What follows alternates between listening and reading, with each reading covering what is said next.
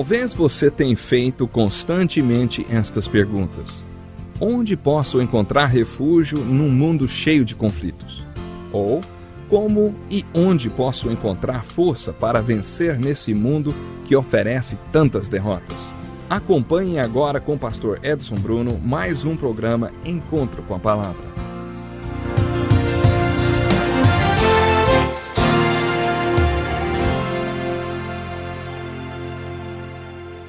Bem-vindo ao Encontro com a Palavra, um programa feito para ajudá-lo a compreender a Bíblia e a aplicar suas verdades na sua vida. Fico feliz e honrado por você ter escolhido estar com a gente hoje. Se você puder, convide outras pessoas para se juntarem a nós nesses estudos. No Salmo 119, versículo 160, temos um relato sobre as Escrituras que diz o seguinte: As tuas palavras são em tudo verdade, desde o princípio. Isso quer dizer que quando viermos até as Escrituras procurando pela verdade, devemos procurar pela verdade plena. Não qualquer verdade, a grande verdade, o âmago, a essência de toda a verdade. O que Deus quer dizer com isso? Qual é a completa e conclusiva mensagem de Deus aqui? No mesmo espírito, abra sua Bíblia e leia vários livros, especialmente o Novo Testamento, procurando pelo que podemos chamar de o argumento do livro. Livros como Romanos e Hebreus têm um argumento interessante. Eles têm uma tese que está por toda parte do livro, da primeira à última palavra. Antigamente, até o século XVI, não existia essa divisão de capítulos e versículos na Bíblia. Um cardeal católico romano chamado Caro foi quem dividiu a Bíblia em capítulos no século XVI. Isso significa, como você já deve ter notado, que o apóstolo Paulo nunca ouviu falar em 1 Coríntios capítulo 10, verso 13, porque quando ele escreveu a carta de Corinto, ele não sabia que ela seria dividida em capítulos e versículos séculos mais tarde. Às vezes os capítulos e versículos são muito úteis e convenientes, mas às vezes eles podem quebrar a sua linha de raciocínio e fazer com que você perca a verdade que o autor do livro está tentando mostrar. Por isso, tente encontrar o argumento do livro. Sempre considere o contexto das passagens da Escritura. Uma das melhores maneiras de mentir é disfarçar a verdade, ou relatar a verdade fora do contexto, ou ainda, contar apenas uma parte da verdade. Mudando o contexto das Escrituras, você pode usá-las para provar qualquer coisa que quiser, qualquer ponto de vista. Por isso, sempre considere o contexto de uma passagem das Escrituras. Todas essas informações que eu estou compartilhando com você sobre a Bíblia podem abrir o seu entendimento. E eu também estou orando para que você possa entrar na Palavra de Deus e deixar a Palavra de Deus entrar em você.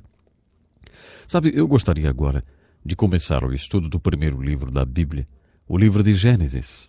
O livro de Gênesis fala sobre o começo. A palavra Gênesis, o nome desse livro é como a palavra genética, tem a ver com o início. Porque Deus começa a Bíblia, será, falando do início, da origem das coisas? No livro de Gênesis, Deus nos fala de muitas coisas como elas eram, porque Ele quer que nós compreendamos as coisas como elas são. Eu acredito que Jesus nos dá a chave do livro de Gênesis. Em Mateus capítulo 19, as pessoas vieram até Jesus e perguntaram sobre o casamento. Quando eles fizeram essas perguntas, Jesus disse: Olha, se vocês quiserem entender o casamento como ele é, volte e estude o casamento como ele era. Vá até Moisés ou Gênesis e faça a pergunta: qual era a intenção de Deus quando criou o homem e a mulher? Estude o casamento como ele era no princípio, disse Jesus, e vocês vão entender o casamento como ele é. Para mim, essa é a chave do livro de Gênesis. Sabe, eu acredito que devemos abordar o livro de Gênesis a partir dessa perspectiva. Assunto após assunto é discutido no livro de Gênesis, mostrando como era no princípio. À medida que você encontrar esses assuntos no livro de Gênesis, leia e se faça essas perguntas. Deus, o que é que tu estás descrevendo aqui como era no princípio? Para que eu possa apreciar e entender como isso realmente é. Eu gostaria de sugerir que você faça uma leitura geral do livro de Gênesis a partir dessa perspectiva. Primeiramente, no livro de Gênesis, Deus nos fala pouco sobre a criação e como ela aconteceu. Como já mencionamos, existem 1189 capítulos na Bíblia e somente 1,5 capítulos tratam da criação. Mas se você conversar com algum intelectual sobre a Bíblia, você acaba achando que a questão da criação é o único assunto do qual a Bíblia trata. Ela trata da criação muito rapidamente, pouco, apenas 1,5 capítulos. Mas por que, afinal, a Bíblia fala sobre a criação? Por que Deus nos conta um pouquinho sobre a criação? No livro de Gênesis, creio que Deus nos revela um pouco sobre como foi a criação, porque Ele sabe que um dia, assim como Davi, chegaremos a um lugar onde iremos sentir necessidade de um ato de criação bem dentro de nós. Davi falhou miseravelmente e quando ele fez isso, ele orou assim: cria em mim um coração novo, ó Senhor, e renova o meu espírito. O que Davi estava dizendo no Salmo 51:10 era simplesmente isso: Deus, eu preciso de um ato de criação no meu coração. Se o Senhor não criar alguma coisa em mim que não estava em mim quando eu nasci, eu vou falhar de novo e de novo e de novo. Deus, eu preciso de um ato de criação.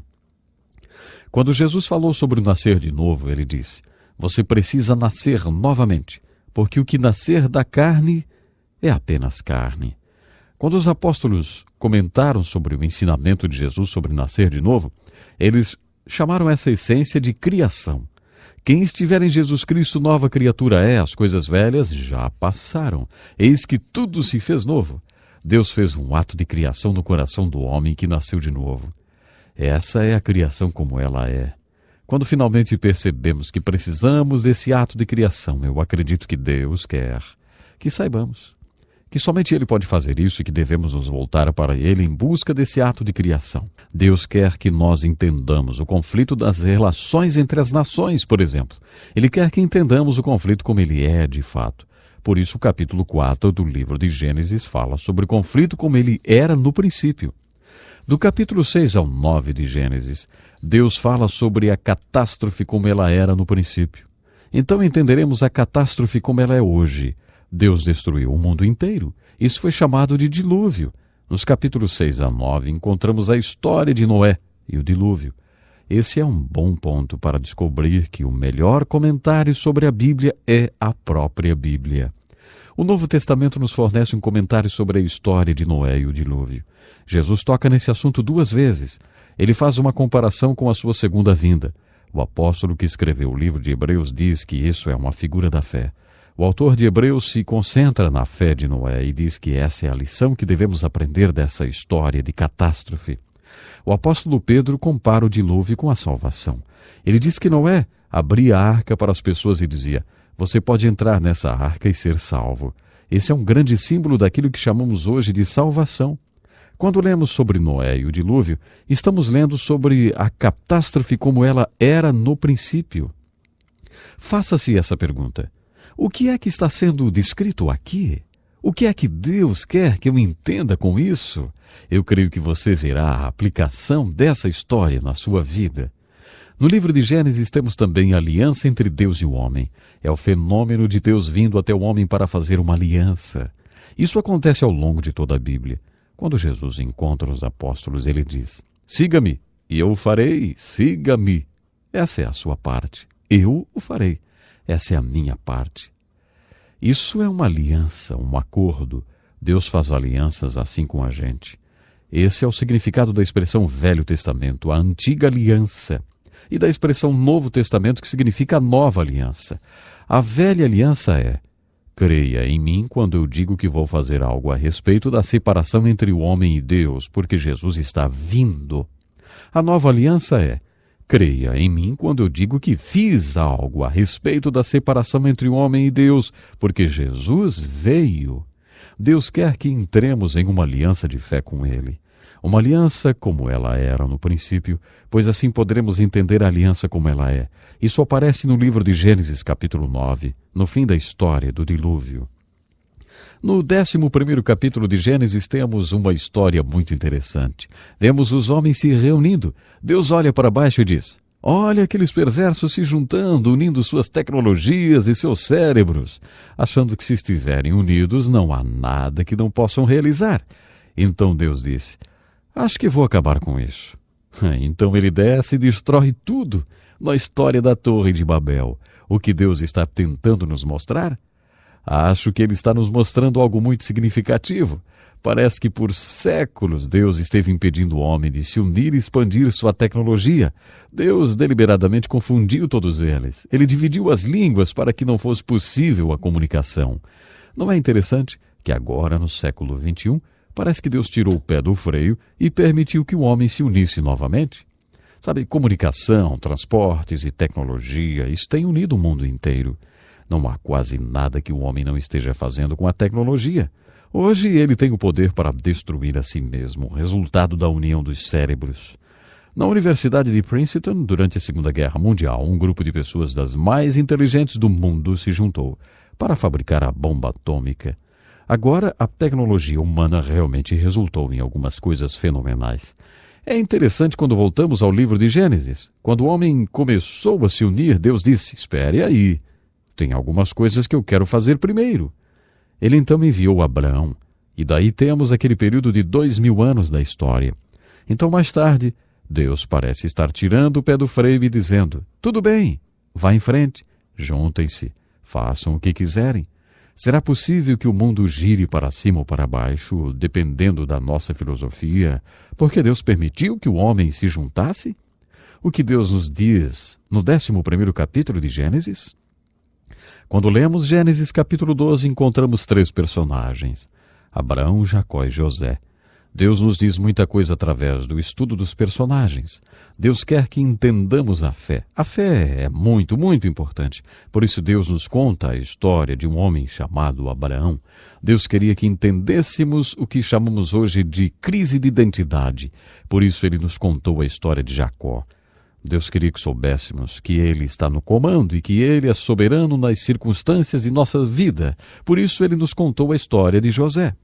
Bem, essa é uma visão geral do livro de Gênesis. Quando você estiver lendo o livro de Gênesis, procure observar as coisas como elas eram no princípio. Toda vez que você encontrar o livro de Gênesis descrevendo alguma coisa como ela era no princípio, pergunte-se: o que Deus está me dizendo agora?